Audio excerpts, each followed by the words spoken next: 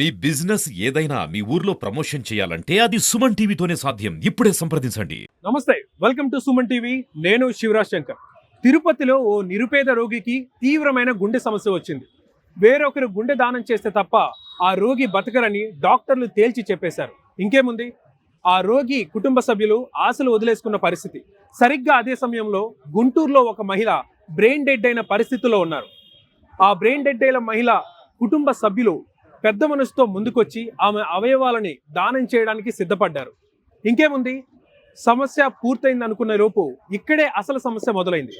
గుంటూరులో ఉన్నటువంటి ఈ గుండె తిరుపతి చేరుకోవాలి అంటే దాదాపు 470 కిలోమీటర్లు రోడ్డు మార్గం గుండా వెళ్తే 10 గంటల సమయం పడుతుంది. కానీ ఇది అతిపెద్ద సమస్యగా మారబోతోంది. కానీ ఇదే సమయంలో ఒక గొప్ప సంఘటన చోటు చేసుకుంది. సమయస్ఫూర్తితో వ్యవహరించిన రమేష్ హాస్పిటల్స్ వారు ప్రభుత్వంలో ఉన్నటువంటి నారా లోకేష్ గారికి సంప్రదించారు. ఆయన వెంటనే స్పందించి తన సొంత ఖర్చుతో గన్నవరం నుంచి తిరుపతికి ప్రత్యేక విమానాన్ని ఏర్పాటు చేయడం జరిగింది. ఇంకేముంది, ఆ గుండె తిరుపతి చేరింది. నిరుపేదైనటువంటి ఆ రోగి ప్రాణం నిలిచింది. ఇక్కడ జరిగినటువంటి ఈ గొప్ప సంఘటనలో ఇంకా ఎటువంటి విషయాలు జరిగాయి, పూర్తి వివరాలు తెలుసుకునే ప్రయత్నం చేద్దాం. సో ప్రస్తుతం మనతో పాటు ఉన్నారు డాక్టర్ ఎలవర్తి కార్తిక్ చౌదరి గారు. నమస్కారం సార్. నమస్తే అండి sir. First of all congratulations sir and hats off to you. Organ donation కి సంబంధించి రమేష్ హాస్పిటల్స్ దగ్గర నుంచి చాలా మంచి సపోర్ట్ ఉంటుంది జనాలకి కానీ, అండ్ గవర్నమెంట్ ఎస్పెషల్లీ. ఇప్పుడు ఆర్గాన్ డొనేషన్ కి సంబంధించి వెరీ రీసెంట్ టైమ్స్లో 2 ఇన్సిడెంట్స్ జరిగాయి. వాటన్నిటిలో రమేష్ హాస్పిటల్స్ చేసినటువంటి కృషి చాలా గొప్పది. అండ్ నారా లోకేష్ గారు సమయానికి ఆయన రెస్పాండ్ అయ్యి ప్రత్యేక విమానం ఏర్పాటు చేయడం జరిగింది. అయితే ఇక్కడ మనకి బేసిక్గా సినిమాల్లో చూస్తాం. ఐఎమ్ గోయింగ్ వెరీ బేసికల్ సార్, బేసిక్గా అడుగుతున్నాను. సినిమాల్లో చూస్తాం ఆర్గాన్ డొనేషన్ అంటే, లేదంటే ఏదో న్యూస్ ఛానల్లో చూస్తాం. ఏదో గ్రీన్ ఛానల్ ద్వారా తరలించారంట, అక్కడ అందించారంట, లేదంటే హడావుడిగా అంబులెన్స్లు రోడ్ల మీద వెళ్తుంటాయి, అది అని చెప్పేస్తాం. అసలు గ్రీన్ ఛానల్ అంటే ఏంటి, ఈ ఆర్గాన్ డొనేషన్ ప్రాసెస్ ఎలా స్టార్ట్ అవుతుంది, దాన్ని ఎలా స్టోరేజ్ చేస్తారు, ఏంటి ఇదంతా ప్రాసెస్? ఫస్ట్గా ఏంటంటే అండి, ఎవరైతే పేషెంట్ ట్రీట్మెంట్లో ఉంటారో బ్రెయిన్ డెడ్ అవుతారో అది ఆ ట్రీటింగ్ డాక్టర్ డిక్లేర్ చేశాక మన ఒక ట్రాన్స్ప్లాంట్ కోఆర్డినేటర్స్ వాళ్ళకి కౌన్సిలింగ్ ఇస్తారు. మీ పేషెంట్ ఈ ఆర్గాన్స్ డొనేట్ చేయడానికి ఎలిజిబుల్, సో మీరు దానికి ఇంట్రెస్టెడ్ ఉన్నారా లేదా అని అవుతుంది. ఆ డిస్కషన్ జరుగుతుంది. ఎవరైతే వాళ్ళు ఇంట్రెస్టెడ్గా కన్సెంట్ ఇవ్వడానికి రెడీ అవుతారో మనం వాటికి ఒక 7 ఫార్మ్స్ ఉంటాయండి, కన్సెంట్ ఫార్మ్స్. అవి లీగల్ అంటే గవర్నమెంట్ నుంచి మనకు వచ్చే ఫార్మ్స్ అవి. వాటి మీద పేషెంట్కి సంబంధించిన legal hairs, either parents, husband, children వాళ్ళందరూ సైన్ చేయాలి. వాటిల్లో వాళ్ళు ఏమేమి అవయవాలు దానం చేద్దాం అనుకుంటున్నారు అనేది కూడా ఉంటుంది. ఫస్ట్ అక్కడ నుంచి స్టార్ట్ అవుతుందండి. ఆ కన్సెంట్ ఫార్మ్స్ మీద వాళ్ళు సైన్ చేయడం దగ్గర స్టార్ట్ అవుతుంది. ఎప్పుడైతే వాళ్ళు కన్సెంట్ ఇవ్వడానికి రెడీగా ఉన్నారు, కన్సెంట్ ఇస్తారో అప్పుడు మేము పేషెంట్ డీటెయిల్స్ని జీవన్ దానికి పంపిస్తాం. జీవన్ దాన్ అనేది ఆంధ్రప్రదేశ్కి సంబంధించి టోటల్ ట్రాన్స్ప్లాంట్ ప్రోగ్రామ్ని రెగ్యులేట్ చేసే బాడీ. దానికి వరప్రసాద్ గారు అని ఆయన విమ్స్, వైజాగ్ విమ్స్ మెడికల్ కాలేజ్ హాస్పిటల్కి డైరెక్టర్ కూడా ఆయన లీడ్ చేస్తారు ఈ ప్రోగ్రామ్ని. ఆయనకి మేము ఈ డీటెయిల్స్ పెడతాం. ఫలానా పేషెంట్కి సంబంధించిన క్లినికల్ డయాగ్నోస్ అంతా ప్లస్ వాళ్ళు సైన్ చేసిన కన్సెంట్ ఫార్మ్స్ అన్నీ ఆయనకి పంపించడం జరుగుతుందండి. అప్పుడు పేషెంట్కి బ్రెయిన్ డెడ్ అని డిక్లేర్ చేయాలి. దానికి ఒక 4 డాక్టర్స్ కలిసి 2 సార్లు పరీక్షలు చేసి డిక్లేర్ చేయాలి. దీనిలో ట్రీటింగ్ డాక్టర్ ఇన్వాల్వ్ అవ్వకూడదు. దాన్ని యాప్నియా టెస్ట్ అంటారు. ఈ కన్సెంట్ ఫార్మ్స్ ఇచ్చాక జీవన్ దాన్ వాళ్ళకి ఇన్ఫార్మ్ చేసి యాప్నియా టెస్ట్ అనేది చేస్తాం. దానికి మల్టిపుల్ టెస్ట్లు ఉంటాయి. అదేంటంటే బ్రెయిన్ డెడ్ అని నిర్ధారించుకోవడం కోసం. సో చేశాక ఫస్ట్ యాప్నియా టెస్ట్ అయిపోతుంది. 6 గంటల తర్వాత, అంటే ఫస్ట్ యాప్నియా టెస్ట్కి సెకండ్ యాప్నియా టెస్ట్కి 6 గంటల పాటు వ్యవధి ఉండాలి ఖచ్చితంగా. 6 గంటల తర్వాత మళ్ళీ సెకండ్ యాప్నియా టెస్ట్ చేస్తారు. అది వేరే సెట్ ఆఫ్ డాక్టర్స్ చేస్తారు. సో వాళ్ళు కూడా పరీక్షించి ఎస్ పేషెంట్ బ్రెయిన్ డెడ్ అని డిక్లేర్ అవ్వాలి. అప్పుడు జీవన్ దాన్ వాళ్ళు ఈ పేషెంట్ ఒక బ్లడ్ గ్రూప్ బట్టి ఎవరైతే ఆర్డర్లో ఉన్నారో వాళ్ళకి అవయవాల్ని కేటాయించడం ప్రాసెస్ స్టార్ట్ అవుతుందండి. అంతవరకు జరుగుతుంది. నెక్స్ట్ ఎప్పుడైతే అంతా రెడీ అవుతుంది, ఎవరైతే రిసిపియంట్స్ వాళ్ళని ఎలకేట్ చేస్తారో వాళ్ళకి సంబంధించిన హెచ్ఎల్ఏ క్రాస్ మ్యాచింగ్ అని ఉంటుంది. అంటే డోనర్కి రిసిపియంట్ బ్లడ్లో యాంటీబాడీస్ రియాక్షన్స్ ఏమైనా ఉన్నాయో చూసుకోవాలి.